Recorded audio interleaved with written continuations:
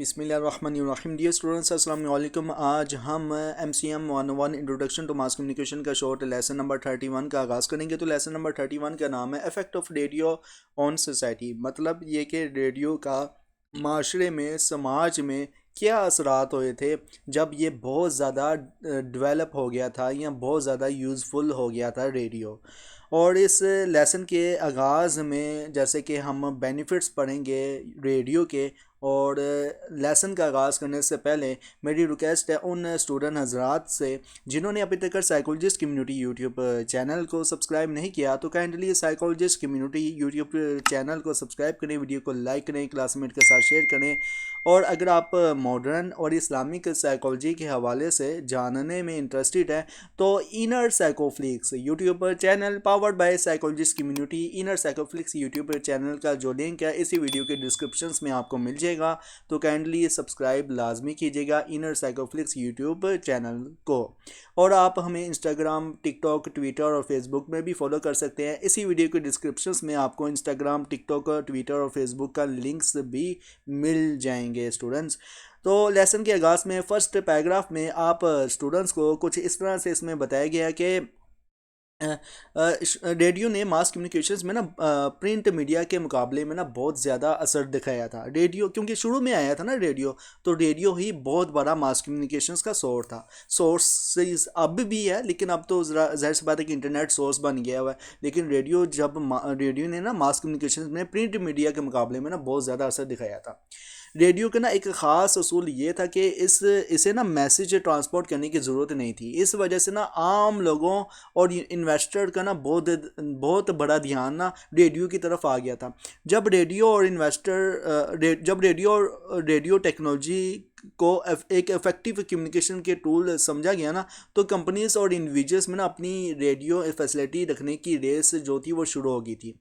और second paragraph में आप स्टूडेंट्स को बताया गया है कि पिछले चैप्टर में ना हमने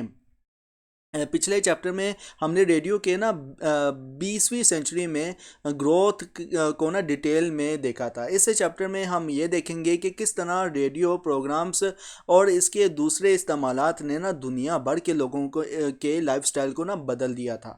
सबसे पहले पीस टाइम में रेडियो ने किस तरह से माशरे में असर डाला, किस तरह से रेडियो जो था वो इस्तेमाल होता था लोगों के लिए। सबसे पहले जो रेडियो इस्तेमाल होता था वो इंटरटेनमेंट के लिए इस्तेमाल होता था। तो जैसे कि पहले बताया गया कि रेडियो ने ना लोगों के लिए ना एक यूनिक इंटरटेनमेंट अपॉर्चुनिटीज़ प्रोवाइड की थी, ख़ासतौर पर उन लोगों के लिए जो ऐसे जगहों तक नहीं जा सकते जहां इंटरटेनमेंट सिर्फ अमीर लोगों के लिए होती है। और एक रेडियो सेट के साथ जो अमीर लोग जो करते थे अपनी इंटरटेनमेंट किस तरह से करते थे कि पुराने वक्तों में जो फिल्म कास्टिंग होती थी उसके ज़रिए करते थे, जहाँ जहाँ पे टिकट्स वगैरह बुक हो रही थी। तो लिहाजा रेडियो ने ना ये फैसिलिटी गरीब लोगों के लिए भी कर दी थी।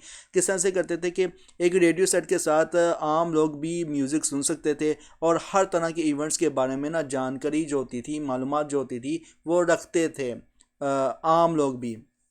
और ये इवेंट्स ना छोटी सी गली से लेकर ना रॉबरी से लेकर, मतलब कि जो एक गली में जो कुछ हो रहा है या फिर डकैती हो गई है उस डकैती को लेकर जो मालूमात थी ना वो भी यहाँ हुकूमत के बदलने तक और पॉलिटिकल राइवल्स के टग ऑफ वार तक हो सकती थी। इंटरटेनमेंट जो कुछ भी सुन रहे थे, मतलब कि जो लिसनर थे रेडियो सुनने वालों के लिए। मगर पहले इंटरटेनमेंट को ना सबसे ज़्यादा, मगर जो है ना वो पहले जो इंटरटेनमेंट का ना सबसे ज़्यादा शौक जो था वो म्यूज़िक था। बहुत जल्दी रेडियो का ना इंटरटेनमेंट म्यूज़िक के अलावा ना दूसरी चीज़ों में भी फैल गया था। कॉमेडीज शोज़, गॉसिप चैट्स और लिसनर्स के लेटर्स के जवाब देना, मतलब ये कि जो सुनने वाले हैं ना वो ख़त भी लिखते थे जो प्रोग्राम होता था उस प्रोग्राम के अकॉर्डिंग। जैसे कि आप कमेंट्स करते हैं ना, तो वो एक किस्म का जो कमेंट्स होता है ना वो आपका एक किस्म का छोटा सा पैगाम होता है, और मैं आपके कमेंट्स का फीडबैक भी देता हूँ। तो लिहाजा आप मुझे कमेंट्स किया कि नहीं, आपके हर एक कमेंट्स का मैं लाजमी फीडबैक देता हूँ जब तक अल्लाह ताला सेहत तंदुरुस्ती देगा। तो जो भी आएंगे स्टूडेंट्स कमेंट्स करेंगे उनका मैं जवाब दूंगा। आप तो क्लियर कर जाएंगे इस कोर्स को। लेकिन आने वाले जो स्टूडेंट्स होंगे उनका तो मैं दूंगा ना कमेंट्स का जवाब। तो जैसे कि मैं बता रहा था कि दूसरी चीज़ों में भी फैल गया था radio, comedy shows, gossips, chats और लिसनर्स के लेटर्स के जवाब देना, और ये सब रेडियो को ना लोगों के लिए बहुत ज़्यादा पॉपुलर जो था वो बन गया था, बना गया था रेडियो इंटरटेनमेंट के हवाले से। इंफॉर्मेशन में आप मतलब कि रेडियो जो था वो इंफॉर्मेशन का सोर्स भी था। किस तरह से? क्योंकि रेडियो ने ना इंसानी फितरत को पूरी तरह से सर्व किया था, जो हर वक्त इवेंट्स के बारे में जानने का शौक़ रखते थे, चाहे वो इवेंट्स इधर हो या दूर के इवेंट्स हो। रेडियो ने फेरी टेल्स नहीं बल्कि ना असली दुनिया की न्यूज़ अक्रॉस अक्वेंस और इनलैंड से बिना किसी फ़र्क के ना सुनाई थी। अगर कोई रेगुलर रेडियो इस्तेमाल करता था, मतलब कि अगर कोई रेगुलर रेडियो लिसनर था ना, सुनने वाला था, तो उसे लगता था कि दुनिया बहुत छोटी सी हो गई है। और एक ऐसा एहसास जो प्रिंट मीडिया को रेडियो के इन्वेंट होने से पहले 400 साल तक सोचने का भी नहीं मिला था एक इंसान को, मतलब कि ये तसव्वुर कर सकते हैं आप। रेगुलर न्यूज़ व्यूज़ और सोशल और पॉलिटिकल लाइफ के एक्सपर्ट के ना डिस्कशंस ने लोगों में ना और भी ज़्यादा इंटरेस्ट पैदा कर दिया था। मुझे अच्छी तरह याद है कि 2010 में, 2009 में, 2008 में ना मैं रेडियो बहुत अच्छे से, बहुत ही मैं रेडियो सुनता था। क्योंकि रेडियो मैं इसलिए सुनता था क्योंकि एक तो मुझे जो होस्ट होते थे उनकी आवाज़ बहुत अच्छी लगती थी। और आपको मेरी कैसी आवाज़ लगती है, अच्छी या बुरी या जैसी भी लगती है, आप मुझे कमेंट्स में लाजमी बताएं स्टूडेंट्स। क्योंकि एक तो होस्ट की मुझे बहुत अच्छी आवाज़ लगती थी, अट्रैक्टिव होती थी, और स्पेशली फीमेल्स की और मेल्स की बहुत अच्छी आवाज़ होती थी। और पंजाबी के सॉन्ग्स वगैरह अगर सुनने होते थे मैं रेडियो ही इस्तेमाल करता था, और रेडियो बहुत कॉमन था 2010 में। ये तो एकदम से एडवांस टेक्नोलॉजी हुई, इंटरनेट आम हुआ 2016 के बाद। यूँ पता ही नहीं चला कि किस तरह से कहाँ पे हम आगे हुए हैं। इंटरनेट, मोबाइल में, स्मार्टफोन ने जो प्रोग्रेस दिखाई थी, तरक्की दिखाई थी, वो 2014 के बाद दिखाई थी। और 2014 के बाद हर एक के पास जो था वो स्मार्टफोन भी आने लग गया था, बहुत ज़्यादा पॉपुलैरिटी हो गई थी स्मार्टफोन्स की। लिहाजा अब मैं आता हूँ दोबारा इंफॉर्मेशन वाले ये कंटेंट की तरफ। तो इसमें आप स्टूडेंट्स को, जैसे कि मैं बता रहा था कि वेदर रिपोर्ट्स और ट्रेन फ्लाइट्स शेड्यूल्स बिना रेडियो के लिसनर्स के लिए ना बहुत फ़ायदेमंद थे, क्योंकि इंफॉर्मेशन का जो सोर्स था वो रेडियो था। और ये अगर चाहो ट्रेन की जो है, ट्रेन का शेड्यूल हो गया या फ्लाइट का शेड्यूल हो गया या मौसमियाती जो सूरत हाल है, तो रेडियो जो था वो सोर्स था इंफॉर्मेशन का। सारी इंफॉर्मेशन जो थी वो शाया की जाती थी रेडियो के ज़रिए। एजुकेशन में आप स्टूडेंट्स को बताया गया कि जब रेडियो का असर सोसाइटीज़ पर ज़्यादा हुआ और ये एक्सपर्ट्स की ओपिनियंस को ज़्यादा शेयर करने लगता है, तो रेडियो ने ना लोगों को हर तरह के टॉपिक्स के बारे में ना एजुकेट करना शुरू कर दिया था। सबसे पहले ना हेल्थ केयर के इश्यूज़ को ना रेडियो ने एजुकेट करने का काम किया था। कोई और सोर्स ऐसा आसानी से ना माओं को, मतलब कि जो माएँ होती हैं, मदर्स होती हैं ना, उनको बेसिक हेल्थ टिप्स नहीं दे सकता था सिवाय रेडियो के, जो रेडियो प्रोग्राम्स ने दिए थे। ख़ास तौर पर ना उन माओं के लिए, उन मदर्स के लिए जो अपनी बच्चों की सेहत के बारे में ना सीखना चाहते थे। तो जो रेडियो था इसने एजुकेशन का सोर्स भी ओपन किया था माशरे में। जॉब्स के हवाले से अगर बात की जाए तो रेडियो ने ना जॉब्स की फैसिलिटी को भी बहुत वाइड स्कोप दिया था। तो रेडियो ने जॉब्स के दूसरे जो दरवाजे थे ना वो भी खोल दिए थे। रेडियो ने जॉब्स के दरवाजे खोल दिए थे जो पहले किसी को मालूम नहीं थे। पहले दिनों में ना रेडियो स्टेशन के साथ ना ब्रॉडकास्टर बनाना ना एक बहुत प्रेस्टिगियस जॉब माना जाता था। मतलब ये कि बहुत अच्छा जॉब माना जाता था, और आज भी है। News readers, copywriters, radios, drama के प्ले राइट्स, डिस्कशंस शोज़ के एंकर्स, म्यूजिशियंस, रिकॉर्डिंग इंजीनियर्स और टेक्निकल जॉब्स का ना एक बहुत बड़ा रेंज जो है वह सामने आया था। इस तरह के जॉब्स के लिए ना कोलीग्स और यूनिवर्सिटीज़ को ना डिग्री प्रोग्राम जो थे वो चलाने पड़े थे, ताकि ना रेडियो स्टेशंस को ना अपनी स्टाफ की ज़रूरत पूरी कर सके, अपनी स्टाफ की ना ज़रूरत पूरी कर सके। अब ये देख लें कि मास कम्युनिकेशन का जो सोर्स है जो मास कम्युनिकेशन जो कोर्स है या स्टडी प्रोग्राम है यूनिवर्सिटीज़ में कराया जाता है वो एक्चुअल में क्यों कराया जाता है? क्या मीडिया आने पर मतलब कि नहीं, ये रेडियो ही था, लेकिन रेडियो में ना कोई कोई काम करने के लिए उन पुराने वक्तों में मास कम्युनिकेशंस की जो फीस होती थी उसको अफोर्ड नहीं कर सकता था। फिर क्या हुआ कि अब एजुकेशंस आम होने लगी, तो क्या हुआ कि फिर मास कम्युनिकेशंस की फील्ड में फिर हर कोई आना शुरू हो गया था। लेकिन ये मास कम्युनिकेशन का जो प्रोग्राम है या स्टडी प्रोग्राम है ये बहुत पुराना है। ओके, रेडियो ने ही सबसे पहले शुरुआत की थी कि हमें कोई ऐसा प्रोग्राम होना चाहिए जो फैसिलिटी पूरी कर सके ब्रॉडकास्टिंग के लिए। बिल्कुल एक्यूरेट बंदा होना चाहिए, तो इसलिए मास कम्युनिकेशन का जो प्रोग्राम है ये रेडियो की ही वजह से जो था वो स्टार्ट किया गया था। एडवर्टाइजिंग हेल्प में आप स्टूडेंट्स को बताया गया कि जब कॉर्पोरेट सेक्टर्स ने समझा कि रेडियो एक स्ट्रॉन्ग मीडियम है जो बहुत ज़्यादा कंज्यूमर तक पहुंच सकता है, तो ना इन्होंने ना रेडियो पर ना टाइम ख़रीदना शुरू कर दिया था। एडवर्टाइजिंग जो थी ना, एडवर्टाइजिंग के लिए ना ज़ाहिर सी बात है कि अगर मेरा इंडस्ट्री है, बहुत बड़ी इंडस्ट्री है, तो मैं अपनी इंडस्ट्री के मैं देखूंगा कि अच्छा हैं वाकई रेडियो से भी पब्लिसिटी होती है प्रोडक्ट की। तो फिर टाइम जो था वो लेना शुरू कर दिया था कि हमारी ब्रॉडकास्टिंग करें, हमारी प्रोडक्ट्स की, हमारी प्रोडक्ट्स को अपने रेडियो में चलाएं।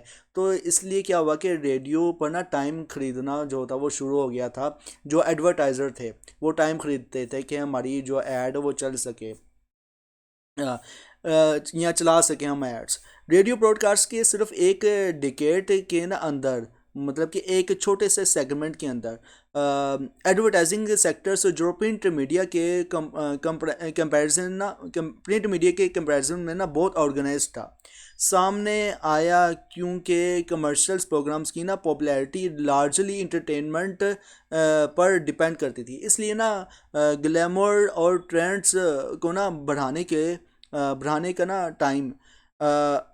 का टाइम जो था वो भी आया था।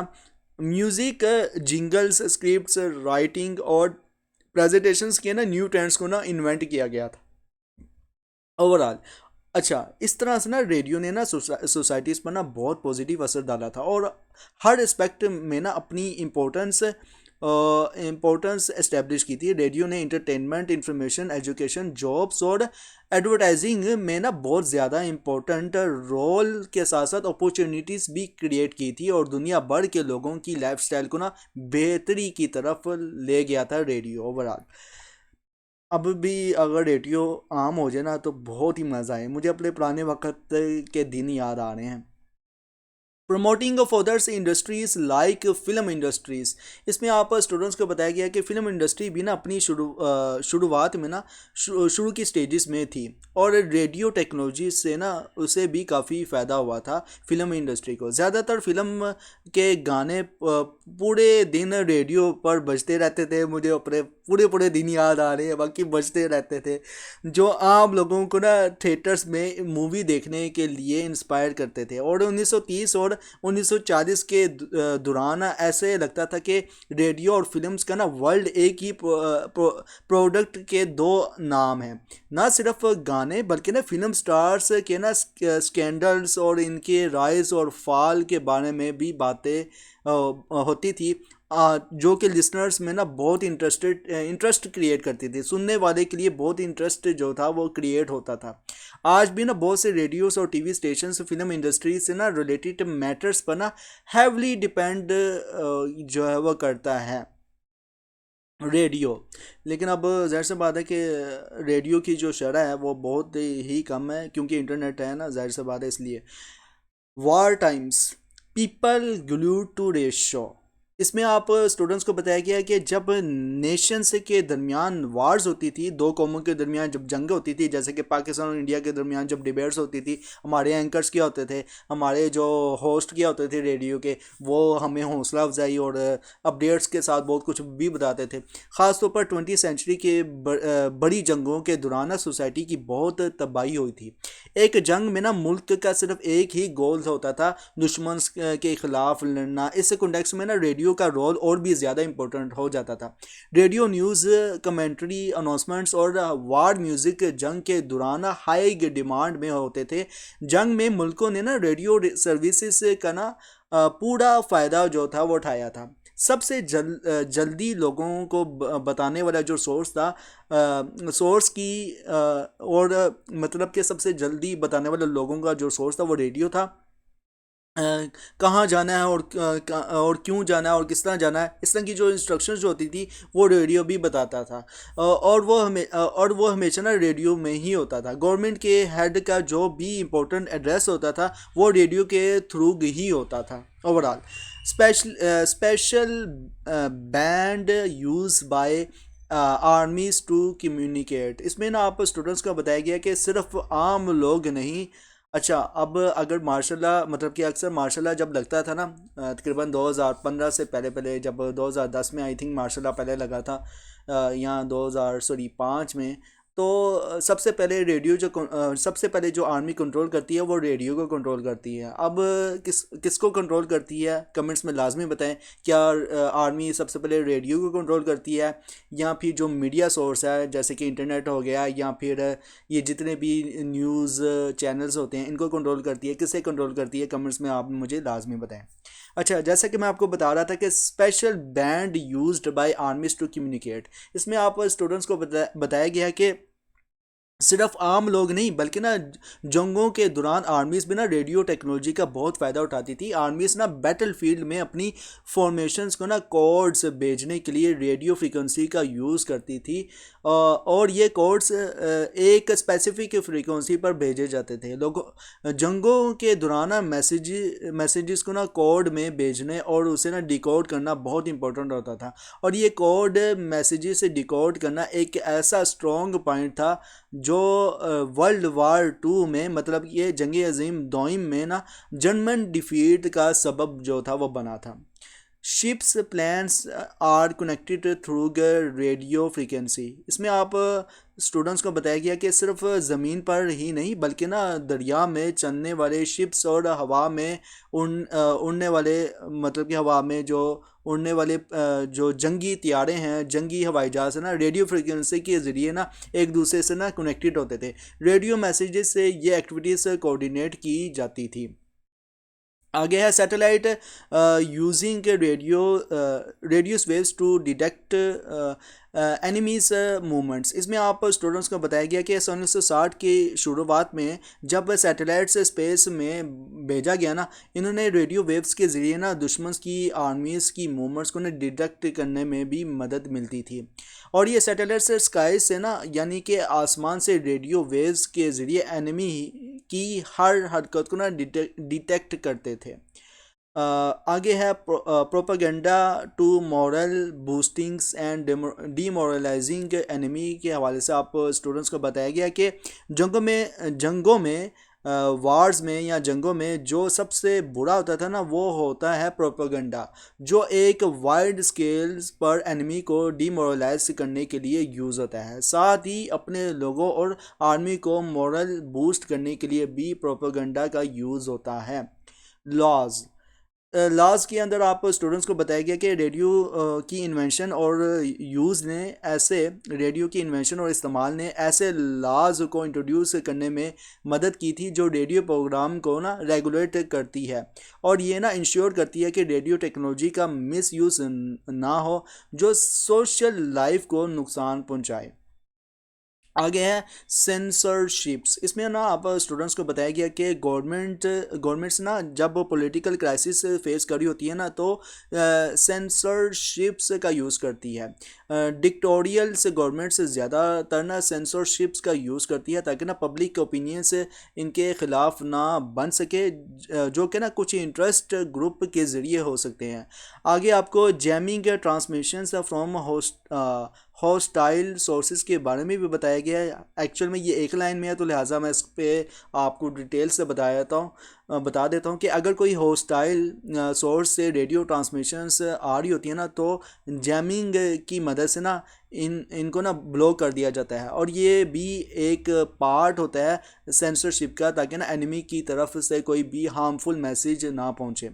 आगे एथिक्स के हवाले से भी बताया गया है, तो ये एक ही वर्ड में है। तो रेडियो के ज़रिए ना कल्चरल वैल्यूज़ को ना प्रमोट किया जाता है। साथ ही ना मास कम्युनिकेशन में एक इम्पोर्टेंट एंगल ये है कि कल्चरल कन्फ्लिक्ट्स को भी समझा जाए, जो रेडियो के थ्रू के सोसाइटी में स्प्रेड हो सकती है। ओवरऑल ये इस तरह से ना रेडियो ने सिर्फ एक फिल्म इंडस्ट्री को प्रमोट नहीं किया, बल्कि ना जंगों में भी एक एसेंशियल रोल प्ले किया था। जंग के दौरान रेडियो का यूज़ ज़्यादातर इंफॉर्मेशंस और कम्युनिकेशंस के लिए होता था, जो सोल्जर्स और आम लोगों को गाइड करती थी, रेडियो के ज़रिए ही होता था। साथ ही रेडियो ने लॉज और सेंसरशिप के थ्रू ना अपने प्रोग्राम्स को ना कंट्रोल भी किया था, और सोसाइटी में ना एथिकल और कल्चरल वैल्यूज़ को प्रमोट किया था। और ओवरऑल ये था आपका लेसन नंबर 31। कैसा लगा कमेंट्स में लाजमी बताएं। अब एग्ज़ाम पॉइंट ऑफ व्यू से मैं ओवरव्यू दे दूं कि क्या क्या आप स्टूडेंट्स से पूछा जा सकता है। इन द स्टार्टेड रेडियोज़ के इफ़ेक्ट्स या रेडियोज़ के बेनिफिट्स क्या क्या हैं, तो आप कह सकते हैं कि इंटरटेनमेंट है रेडियो का बेनिफिट, इंफॉर्मेशन है बेनिफिट, एजुकेशन है बेनिफिट, जॉब्स है बेनिफिट, एडवर्टाइजिंग हेल्प है बेनिफिट। और इसके बाद फिर रेडियो के ज़रिए क्या क्या होता था कि पुराने वक्तों में जब मैसेज एक जगह से दूसरी जगह भेजे जाते थे खुफिया तरीके से, तो किस तरह से भेजे जाते थे, रेडियो की फ्रीक्वेंसी, एक ख़ास फ्रीक्वेंसी का इस्तेमाल करके। और ये फ्रीक्वेंसी बाद में क्या होती थी, इन कोड से डिकोड होती थी, ताकि खुफिया मैसेज को समझा जा सके, पढ़ा जा सके। और क्या हुआ कि उन मैसेजेस को इस्तेमाल करके जो है वो फिर अगेंस्ट वार के ज़रिए हम जीत भी सकें ओवरऑल। इसी तरह आपसे पूछा जा सकता है, मतलब कि वार टाइम्स के हवाले से मैंने आप स्टूडेंट्स को बता दी है। मज़ीद आपसे क्या क्या पूछा जा सकता है, promotion of other industry like film industry. जाहिर सी बात है कि फिल्म इंडस्ट्री की जो प्रमोशंस हुई थी ज़्यादातर किस सोर्स के ज़रिए हुई थी, आपसे पूछा जा सकता है। कहीं आप ये ना कह देना कि एडवर्टाइजमेंट्स के ज़रिए ही, नहीं, वो तो एक अलग सोर्स है। लेकिन रेडियो ने भी जो थी वो काफ़ी जो थी एक प्रमोशंस की थी इंडस्ट्री, फिल्म इंडस्ट्री की। ओके, अब special band use by armies to communicates के लिए भी रेडियो इस्तेमाल होता था। शिप्स प्लान्स और कनेक्टेड थ्रू रेडियो फ्रीक्वेंसीज के थ्रू होता था। और 16 अर्ली, मतलब आपसे ये भी पूछा जा सकता है कि satellite using radio waves to detect enemies movement, ये कब हुआ था, अर्ली 16 में हुआ था। Okay, exam point of view से इंपॉर्टेंट है, आपसे घुमा पड़ा के एमसीक्यूज भी पूछे जा सकते हैं, शॉर्ट लॉन्ग क्वेश्चंस भी पूछे जा सकते हैं। सेंसरशिप क्या है, बहुत बहुत बहुत इंपॉर्टेंट है। Propaganda to morale boosting and demoralising enemy किसके ज़रिए हुई थी, रेडियो के ज़रिए हुई थी, बहुत बहुत इंपॉर्टेंट है। और फर्दर यही बस एमसीक्यूज और शॉर्ट लॉन्ग क्वेश्चंस के हवाले से जो कि एग्ज़ाम में पूछे जा सकते हैं, आपको मैंने बता दिए हैं। इंशाल्लाह मिलते हैं नेक्स्ट लेसन में। Till then thank you so much, Allah हाफिज़।